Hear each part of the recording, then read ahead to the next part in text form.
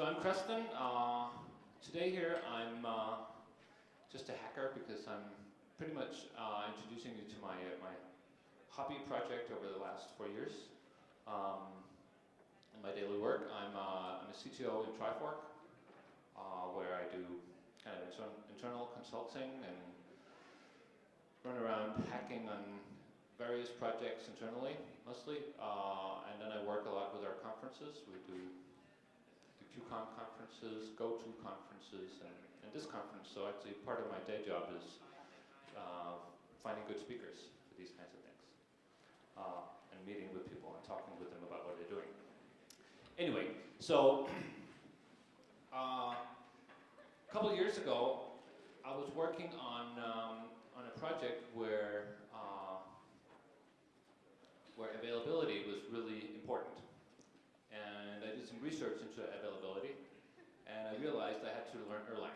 I had to figure out what's the secret juice in Erlang that makes it so nice for writing highly available systems. So that was really the trigger for me to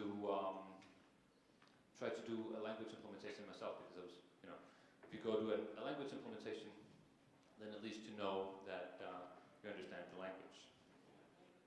So Erjang is a VM for Erlang, just like the Beam is the official, really the only Erlang VM in widespread production use is Beam, which comes from Ericsson. So it's exactly 4 years ago, today, I counted this, I announced this project. And it went up on Hacker News. And there was all kinds of, I was just reviewing these questions today, or the last couple of days when I was, people asking these questions. So call me a skeptic, but this project ditches Erlang's awesome VM and takes only the chunky language syntax and puts it on whatever. I wonder how things like process isolation will work out. And then the next guy says, you beat me to it. My first reaction was, wait, how is preserving Erlang syntax but losing the VMs a good thing? And then they talk about other projects that are also, their languages going the other way, compiling to the Erlang VM, as we'll talk about, et cetera, et cetera. And there was a lot of skeptics. And actually all these skeptics just only tickled me even more. I wanted to do this even more because, they're the guys that told me it wouldn't even be possible to do it. So the highlights of this thing, the single slide that explains it all, is it's actually pretty much a full Erlang implementation, runs the most current Erlang VM, or Erlang language and libraries. It runs on a recent Java. It also runs in Java 7 or Java 8. The core of all this is a just-in-time compiler that compiles Erlang's bytecode format, Beam, to JVM code. So it does this on the fly, and from the program's point of view, it can't really see a difference. You have to be very careful to figure out that you're running on Erjang and not the Beam, because in all respects, I tried to hide that fact from the program. There's a special system information, Erlang gets system information or whatever, where you can ask, is this an Erjang? But other than that, I try to hide that fact, totally. Except there is some Java integration where you can call out into Java, so you can leverage existing Java code in various ways. And it runs a whole range of various kinds of things, and we'll see a couple of them today, including Amnesia, distribution, networking, HTTP packet parsers, and if you're into Erlang, it's pretty much the full shaboom. I recently added support for NIPs, so you can, quite contrary to what would make sense for a pure Java ecosystem, you can actually load native modules. But it turns out if you want to run anything significant in Erlang space, you need to be able to load these native modules, Erlang's native modules, which is kind of a pity. And a side effect of the fact that Erlang itself really isn't that fast, so whenever you need real performance, you push it out.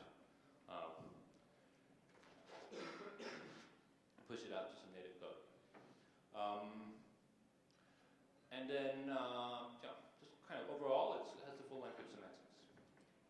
So, I have a slide here saying why. I can iterate or rehash why I'm doing this. As I said, really at the start it was just learning Erlang, but then I got intrigued, by people saying it couldn't be done. I got intrigued by Erlang, the language, and by the community and all the people that are working on this. It turned out it was really a lot of smart people in Erlang space. They were interesting to talk to. They had interesting experiences, so I did more Erjang. And now it's actually at the point where you can actually run something for real. But this is 4 years down the line from the beginning. So in this talk, I'm not going to be offended if you walk out or anything. I intend to explain how all this is possible, at least the major things. And if you have questions along the way, you're most welcome to raise your hand and ask questions.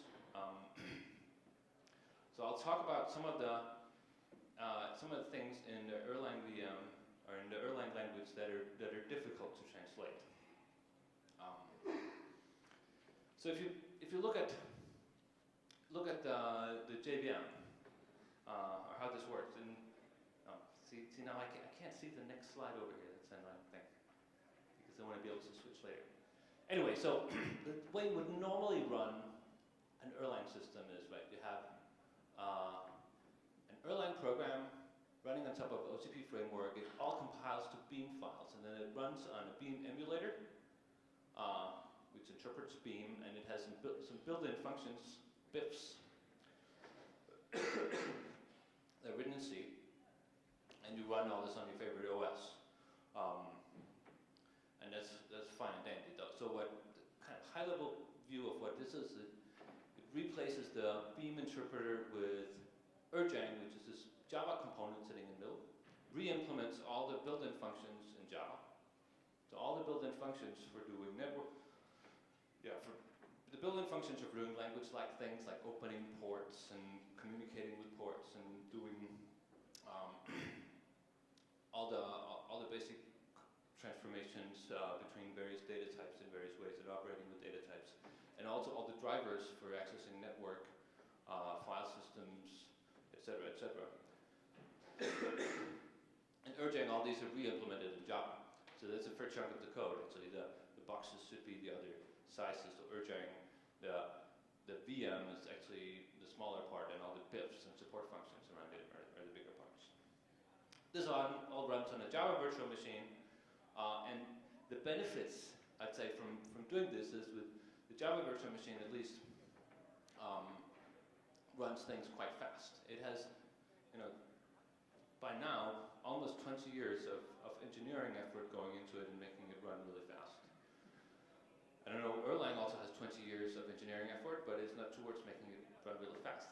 That's towards making it run really stable and reliable. So it's interesting to see what you can get out of trying to make things run fast.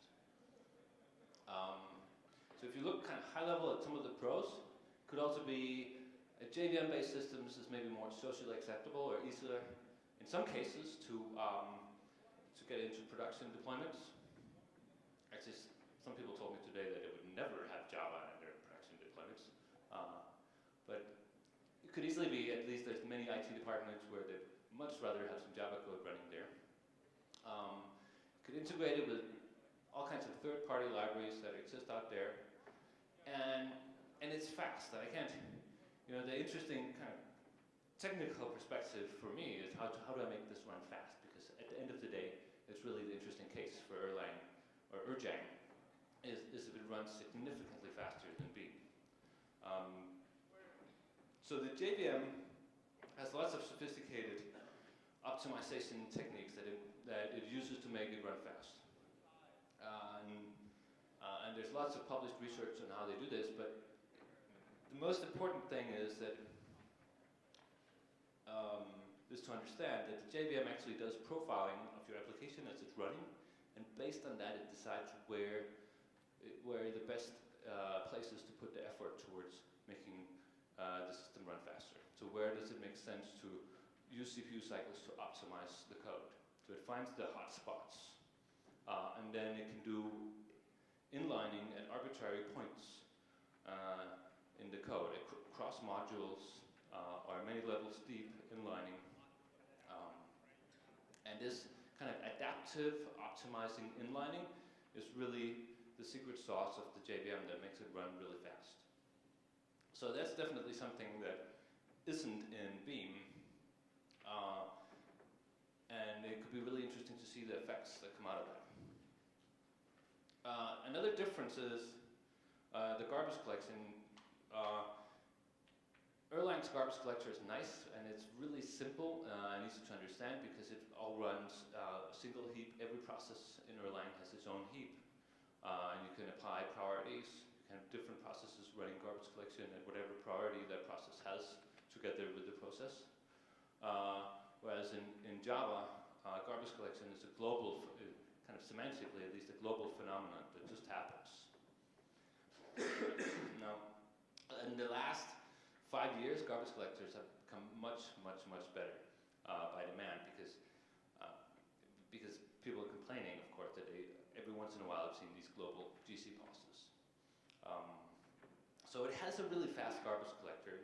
I mean, it's interesting to look at whether the JVM's garbage collector, how that compares, or can it outperform the Beam. So on the counter, you could say it's the cons are stuff like, you know, it's really challenging to implement Erlang in Java.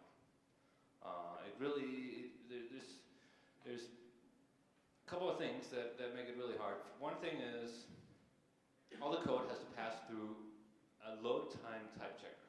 So you have to read this Beam code, untyped Erlang code, and figure out what the types are, because the JVM also really needs the types to make code run fast. So then you must generate some code that actually passes this verification. So that's definitely challenging. There's some challenges in that functions in Erlang, in Java space are limited to 64 kilobytes of code, which is a limitation I've been running into a couple of times. It's very easy to generate a lot of byte code and then run into that limit that a single Java method can't generate more than 64K bytes of code, especially for auto-generated code of various kinds, stuff coming out of compilers or macro expansion stuff will tend to get really large. It's a limitation that's not present in Erlang, in Beam. And then it's really tricky to encode Erlang's process model, because Erlang has these super inexpensive processes, and can we repeat that in Java space? So, just kind of to set the stage, I don't know if you can read this all the way down. This is our numbers that show how much faster Erjang is compared to Beam, the most recent Beam running on my MacBook. So if it says 100% somewhere, that means that Erjang runs twice as fast. And this is a little performance test suite that's hidden in the Erlang standard library test setup. But it's kind of instructive to read down the list and see what things are really fast. And just to note, one of the huge advantages of running Java is a year ago I ran this same test and the numbers were significantly worse. Just by doing nothing over the course of a year, the JVM comes out and is like 10%, 15% faster, and I didn't have to do anything. That's wonderful. Anyway, so one of the interesting things that you'll see is float arithmetics. If you run real number crunching, Erjang is significantly faster. It's like 70% faster, or 70 times faster. Right? And as you can imagine, that's because I could figure out, using type inference, that a chunk of code that was being tested here is actually really floating point introduction, so it turns into almost pure Java code. But other than that, you can see, you kind of shows the nature of things. Sending messages, we're not really that much faster, but if you send big messages, and that means sending a message that has a big structure in it somehow, that's a lot faster in Erjang because we just send a pointer to that shared data. Because in Erjang, everything is on one big heap. So sending a message from one process to another is just a matter of passing a pointer from one process to another. Allocation, deallocation is really fast. The JVM is super optimized for local allocation and getting rid of data quickly again.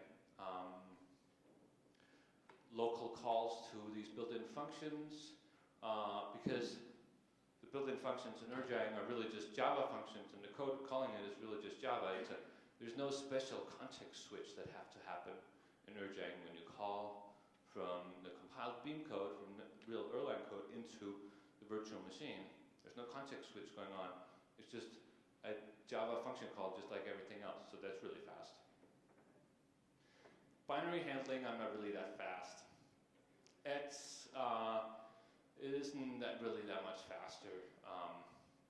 Small integers are not really, they're a bit faster, but not significantly. So overall, let's say it's everything except one here. Erjang is actually running quite a bit faster than Beam. And the one where we're losing here is a generic server. So this is actually context. This is one of the weak points of the current implementation. There's room for improvement. One of the weak spots is the scheduler that I'm using.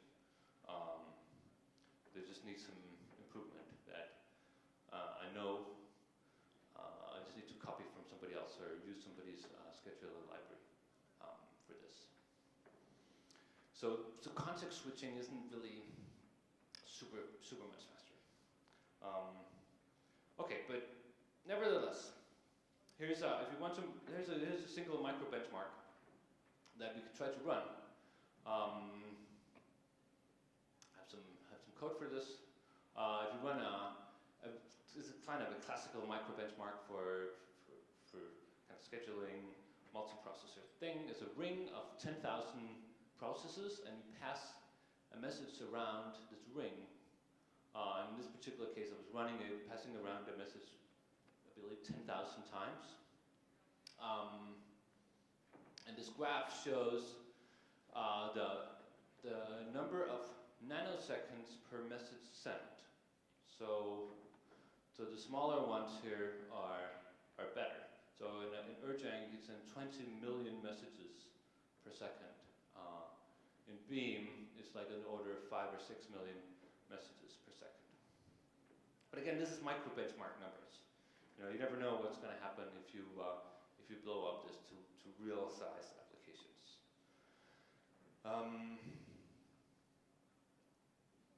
So saying this is creating 10,000 processes. And obviously these processes are not, they can't be Java threads, or they could be, but they're not.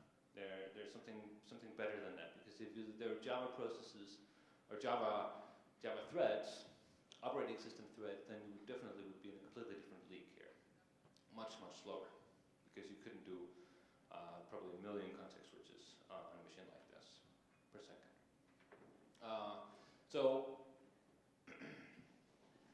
here's another example. Maybe we should try to run this. It's just a small program that just creates 100,000 processes and then sends one message along that chain of 100,000 processes. And when it comes out in the other end, then it figures out how much time it took. So here, I can show you the code. Maybe we should see if we can pop out of here. So here's the. Can you read this? So here's just a small, tiny program that just.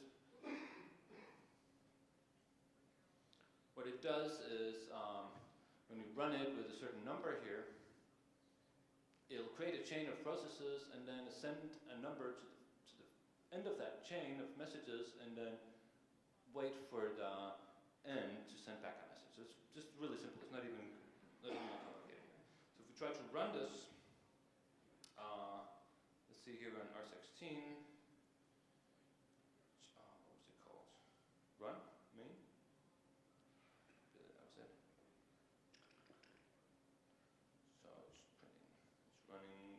So this is kind of creating 100,000 processes and sending a message along that chain.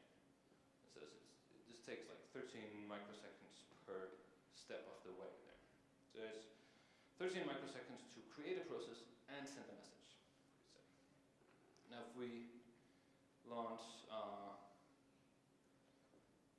Erjang, that's just jerl, then it's not quite as fast to start up. If you notice that, I could do that again. It takes a little while to start up. It doesn't start, it's loading all the Java code. Java isn't really known to be that fast to start up. And we can say chain, it's 11 microseconds per iteration. But the thing with Java is it gets faster as you try again. The next time you run the same program, it runs it 8 microseconds, 4, 3, if you run it a couple times, maybe we're lucky we'll get a 2 microsecond iteration. But there it's at 7, that's a garbage collection hit it, right? Oh, that's annoying. You know. And if we're lucky, say now it got slower, there was garbage, probably, most likely garbage collection happening again there. That was 4 microseconds. So let's try the Erlang again. Here, 12. You know, might be slow, but it's very, very consistent. You know. So that's typical. That's the kind of thing that you observe in all these various test suites here. You see this kind of thing.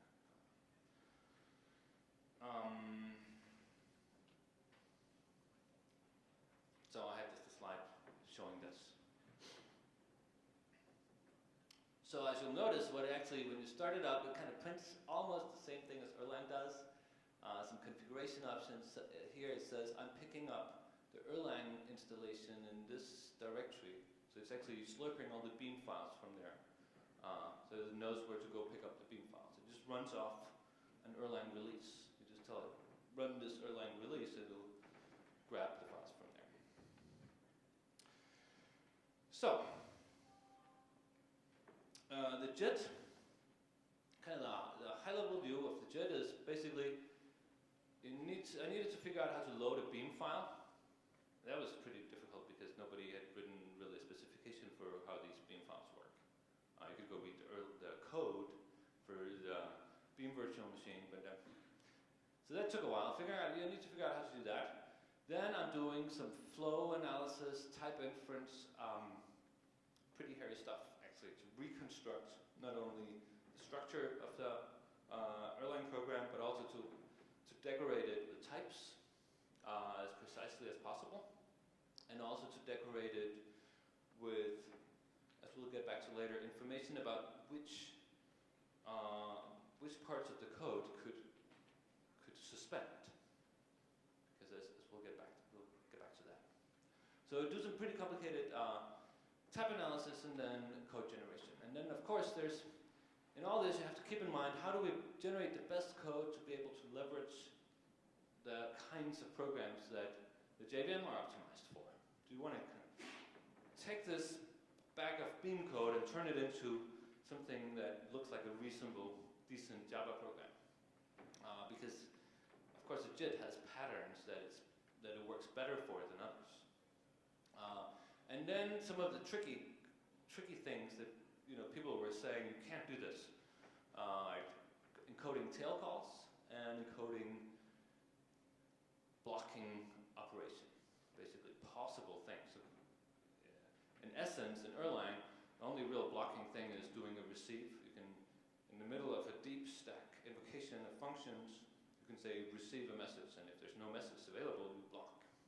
And you don't want that to block the thread that this is running on, or the CPU that you're running on. You want a mechanism that allows you deschedule that process and do something else. So how do you do that? So the way this all gets started is, there's the JIT over here, beam reader, some analysis, code gen, needs to be fed a beam file, and then it just emits for every module in an Erlang system. It emits something that has the module name and then a hash code after it. Then I can stash those in a cache and read them faster because the JIT is somewhat slow. And I can show you that in a second, how slow it is. So the way to get this bootstrapped is Erlang actually has a notion of, it's called an error handler. So it's a system property that you can set on a per process basis. It defines what to do if you encounter a module name. When the VM encounters a module name that it hasn't seen before, so that you can call out to a module that figures out where to load it from. Actually, because what happens is then this code will go out and read the file and pass it off to this built-in function called load module. And that's really, load module is then passed basically a bag of bytes saying, load this bag of bytes. And then what Erjang does is it just hashes, figures out a hash code for that bag of bytes and say, we already have a file called this name and this hash code. And then in that case, we just load that jar file right there. Otherwise, we'll go through the lengthy process of doing all this. So, I'll try to show that. You thought it was slow to start up before, but now I'll show you it's really slow. If I remove my stash of cached files, and then just start boot the shell, and see every time it turns an ankle there, it's actually compiling a beam module and loading it in. A little indicator. Now it's done there. And in order to, say, print something interesting, it also needs, notice again, it'll load some more modules to be able to print it. It was the printing logic. Or in order to be able to compile, this is invoking the compiler, it needs to load the compiler, the Erlang compiler written in Erlang. So it's loaded there and compiled. But then if you do all this again, next time it'll load much faster. Now all my modules have been compiled to Java. Again, it takes a little while to compile it the first time, this full file, but if we compile it again, see, that doesn't work. Come really fast. And after a few times, of course, as you know, it's at the speed or faster than B. Okay. So let's look at some of the artifacts that come out of generating code. And we'll look at a couple of things which are tail calls, how they're encoded into this trampoline mechanism, and get to that. So here's a piece of code. Here's a piece of Erlang code. What it does is a module called Bard has two functions. This is the first function, and that's the second function. The first function has two cases or clauses. If the first argument is a non-empty list, we do this. Or if the first argument is an empty list, then we return that. So if we just take that first function and then compile it into beam code first, it looks like this. So this is beam code. That's the kind of material I had to work with. It's beam code kind of printed out as tuples. Kind of slightly enhanced readability from real beam code. But essentially there's a function here. Says it has two arguments. The first thing it does is a test for is non-empty list of x0, that's the first argument. Otherwise we jump to this label 265, which is down here. And then we extract the elements of this non-empty list from x0 into x0 and y0. We call foo, a two-argument function. Then we rearrange x and y here so that we can make tail call. There's a special call instruction for tail calls that just means go to the top of this function. So this reorganizes some local variables, so this is really just kind of a symbolic go to the top here. So that was the local tail call. Then otherwise, if it's not a non-empty list, that's the second clause of the original function. We'll test, is it nil? That's the same, is it an empty list? And if it is, we just move stuff around and return. Otherwise, we generate an exception down here. So turning this into Java is actually reasonably straightforward. And it looks like this after it's been turned into Java bytecode and then decompiled with a Java decompiler. And then prettified a bit. Essentially, we get a function that has a name encoded here saying how many arguments it has. And then it turns into a loop where the first clause is basically just a loop that continues back here. The first thing is it tests if argument 1 is a non-empty list, and that's encoded in Erjang as something that either returns something of the right type, namely an econst cell, which is a non-empty list, or it returns null if it's not a non-empty list. The other case here, if it is test, is it a nil? If that's different from null, then it was a nil, and then we can return the second argument. So see, it turns into something where destructuring const cell, we call a head and a tail method here to get the head and the tail, and then call looks pretty much like another call. See, notice here, up here, there's an extra argument, because this was a 2-argument function. It gets an extra argument here, which is a pointer to the local process. So that's the process abstraction that get carried along through all the calls here. So that was pretty straightforward. Now here's a slightly more tricky. This one has an external call. So it calls a function in another module, and here, this is actually also an external call, the ++ biff, the ++ function that lives in the Erlang module. So, to encode this, let's see. I'll show you this slide first. To encode this, in whatever context this is being generated, we import these two functions, right? We import the list reverse function by basically declaring an efun static variable that has this special annotation, Java annotation. And then another one for the ++ gets generated a static member here, naming the module and the name and the arity of the function as it works in Java. So these are actual annotations. So Erjang, it actually generates the Java bytecode directly. There's no Java source code intermediate step, as kind of the slides seem to indicate. But the annotations are there, because then you can write parts of built-in functions, etc., using the same annotation. So it's really convenient if you're writing some module somewhere. You can easily kind of create an import table. These are essentially just the import references. Then when this module gets loaded, these will be filled in with things that act as they'll be resolved at load time, have some real value when you run it. So that's what we will use here. First, we'll invoke Erlang : ++, that's the append function.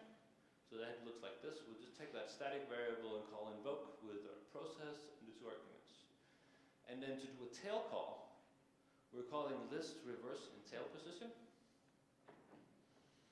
That happens by basically you just the process argument here has the current tail call stored in some variables. One is .tail, is the function that should be encoded as the next tail call, and then a bunch of instance variables for storing arguments. So we say we want to invoke this with temp as the argument, and then instead of returning a normal value, we just return this Monica tail marker. And then the code that actually calls this is just a loop.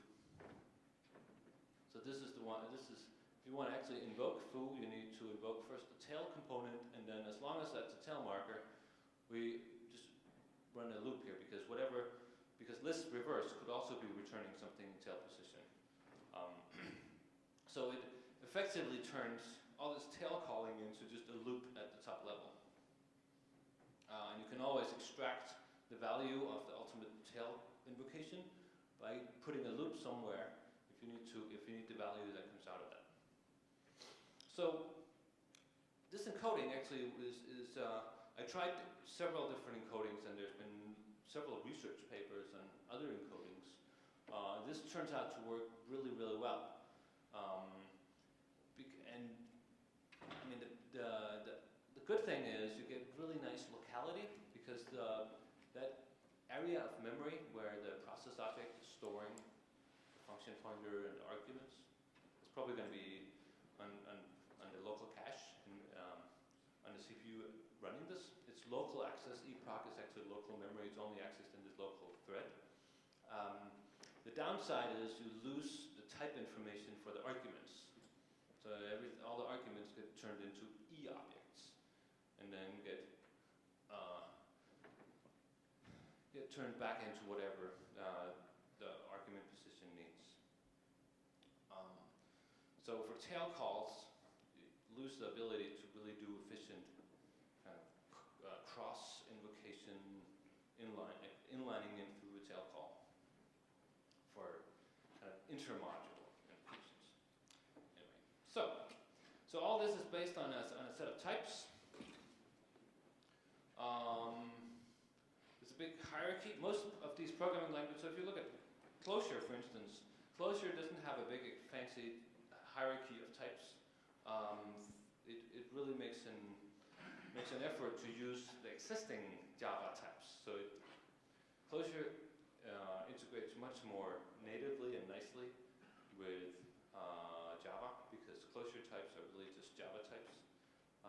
In Erjang, I decided to make a separate domain of Java types, because it lets inlining and virtual method dispatching really do its work to run fast.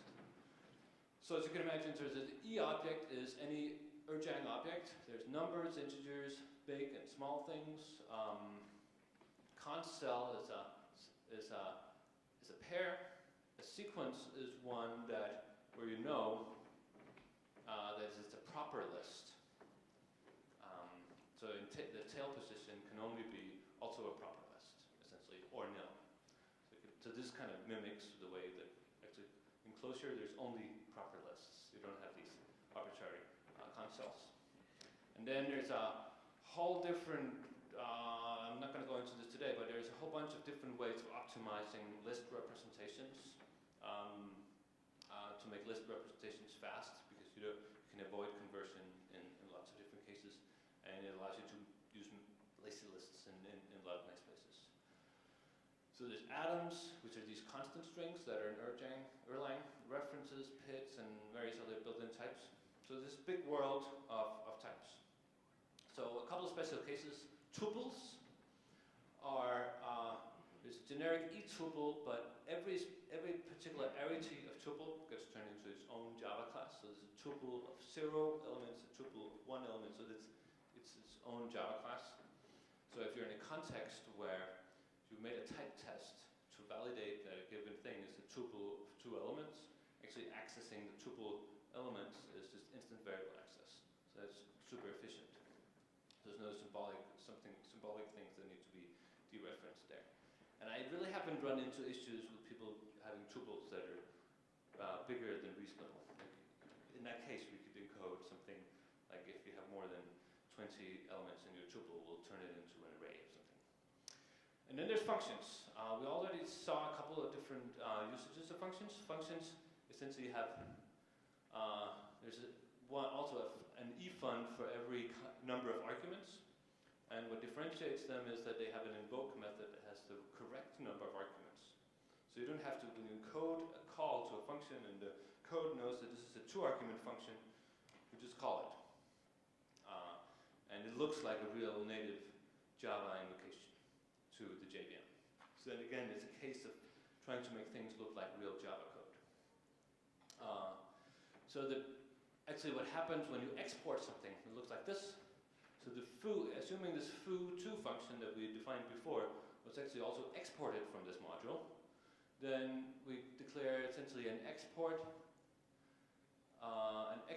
entry, which is by means of a static variable here that is just points to this constant object, a new fun2 subclass that has an invoke method that knows how to invoke the correct implementation for this. And then it also needs a go thing in case it's called in tail position. So that's what triggers that. If this is ever called in tail position, then this go method is what does that. So this is one of the points where I hope to improve significantly in going forward, because actually it turns out that more than half of the generated Java bytecode that comes out of compiling Erlang code is these kinds of little function wrappers that just go out and call the right function.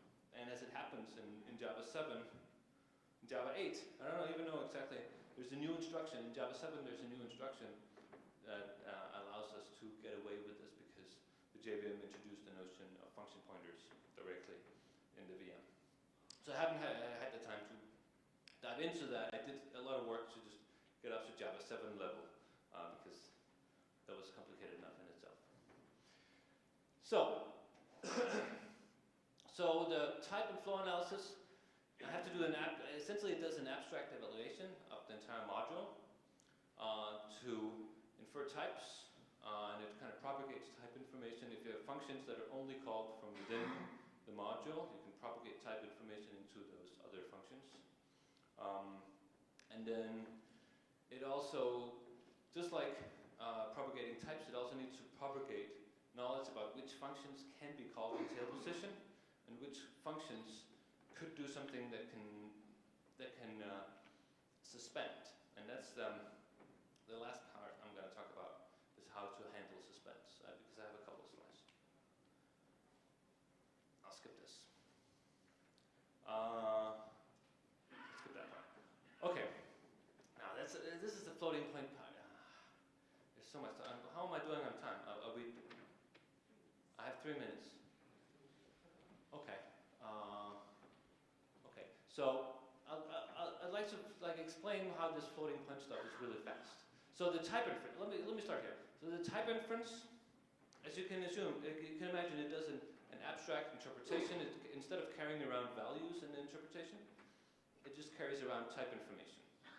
And to get the most out of this type information, you want to know, for instance, stuff like when you plus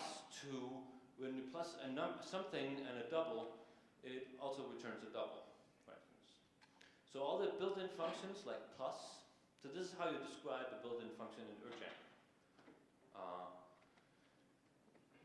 Here we even allow these to be overloaded. So plus, actually in this, I've just shown 3 of the implementations of plus that match if it's, you always need a base case that always matches for any kind of 2 objects, and then if one is a double, then it knows the return value is also a double. If the first one is a double, then it also knows the return value is a double. And you know, if you describe all these versions of these operations, you can get pretty specific information. Also flowing through all the built-in functions and operators, so you know if you do something that has double as one of the components, the binary operator, typically a double comes out of that. So that's really what adds up to being able to infer and get down to generating code that is essentially just plain Java code that just computes double numbers. And that's the reason why this is like on the order of 70 times faster. So if you try to take one of the language shootouts examples, I downloaded the NBody example of the language shootout, running 1 million iterations here. How long does that take on Beam, on Hype, and on Erjang? So it's just an example. I don't know. So this could be an argument for picking up Erjang is to do floating point stuff. But you know, if you really want to do floating point stuff fast, you're probably not even looking at Erjang or Erlang in the first place.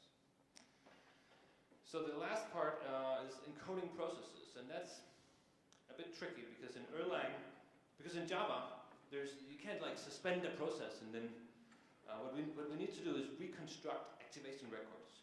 So let me show. So you have a sequence of activation records. So assuming this is a real Java stack. It has some frame objects, and at every frame, in every method invocation here, function invocation, you actually call the next function. So for each of these, it's not always the same function being called. In this, it was the function at a given offset into the function that we called the next here. And here it was one of the function calls that was towards the end. So I'm kind of showing that every function has different call sites that can call out to other functions. So assuming that we block in a receive here, what we need to do is basically generate code in the generated code to save the PC or the call site index and all the copy of all the local variables. So we save that off, and then we return, and save that off, and then we return, and save that off, and return, and save that off, and return. And then we wrap all this up in a fiber object that then we keep around. So when we invoke this again, we can start essentially a bottom frame here, invoke a function that we encoded, and at this particular level, we don't restore the state. We just figure out which location in this function implementation is it that we need to call the next function. So we basically just call up to the point where we're in this receive, and then restore the local variables. So that's what happens in a context switch. You actually roll off the stack, saving the state of local variables, and create an empty set of activation records that don't have local variables initialized, up to the point where you actually suspend it, and then you get the local variables restored. And then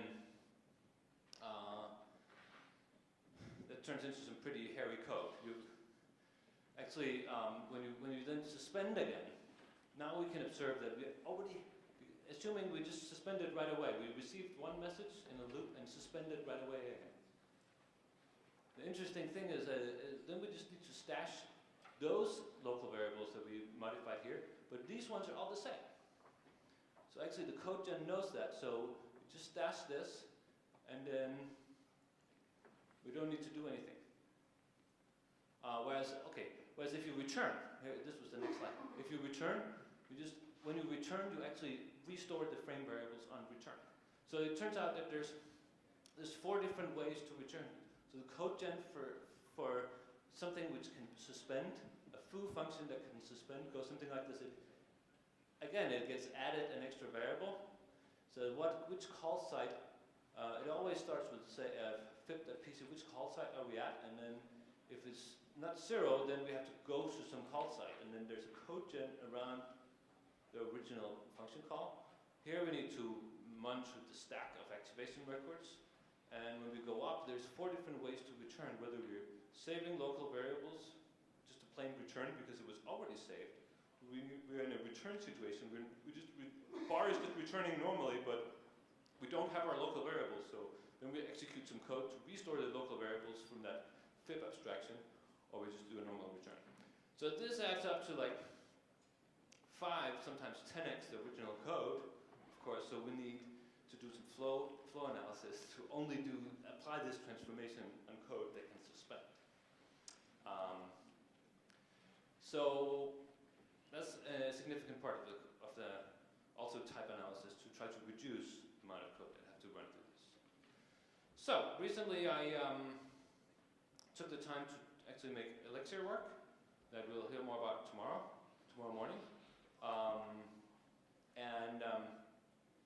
I spent a couple of days working on this, most of it in September, and the state of affairs is that whenever I try to run something significant chunk of code, I run into some edge cases or corner cases that it didn't support before. Any significant chunk of Erlang code, you're going to run into this. So in Elixir, just really quickly, it's one of my hopes for people adopting this, right? You could say Elixir is kind of a better Ruby. It's a Ruby-like language. It looks like Ruby syntactically, runs on the Erlang VM. And I think the Ruby community has pretty good vibes from JVM-based language from JRuby, which has at least some success in the Ruby space. And it's really a back-end kind of language where you can benefit from long-running processes that can get optimized and stuff like this. So I had to fix some bugs, fix name mangling to actually be able to Elixir generates these module names that are very uncommon in Erlang space. I had to do some work to extend my analysis and reduce the code and stack size, so not generate these suspend stuff in places where it's not necessarily needed. And then, it was wonderful because Elixir's test suite is actually quite good. Tests many corner cases of Erlang behavior and made it really easy to pinpoint exactly bits that it didn't return the right error codes, for instance, lots of stuff like that. So yeah, Erjang is now at 98% of Elixir's test suite, and it needs some improvements and some file system stuff and a few Unicode things, but it's really nothing essential. So I think we'll stop here because I'm a few minutes over time. Most welcome to come and ask questions afterwards. We probably should take questions offline. I'll hang around. Right, with these Erlang systems, they usually never stop, but at least giving a good round of applause.